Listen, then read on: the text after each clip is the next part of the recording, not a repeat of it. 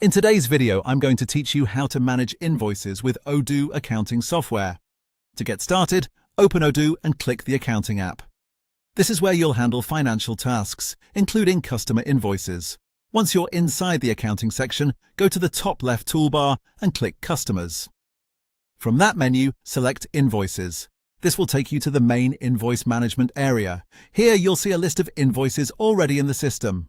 This list gives you a clear overview of your records and helps you quickly understand the status of each invoice.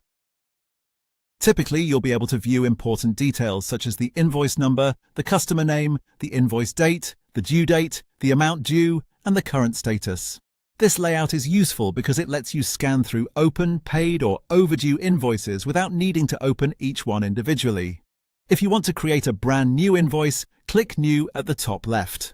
This opens a new invoice form where you can enter the necessary details. Take your time to fill in the invoice information accurately, since this affects your customer billing and accounting records. Depending on your setup, this may include selecting the customer and reviewing the invoice information before moving forward. If instead you want to work with an invoice that already exists, simply click on it from the list. Opening an existing invoice allows you to see all of its details more closely. From there, you can make edits if needed, review the information, or manage its progress within your invoicing workflow. This is especially helpful when you need to update invoice data, check due dates, or confirm the current status. Whenever you make any changes, don't forget to save your work by clicking the cloud icon at the top left. Saving is an important step because it stores your updates in the database.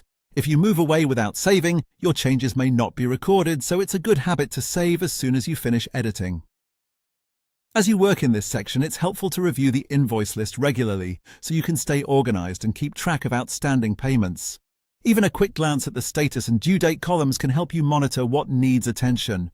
And that's all there is to it.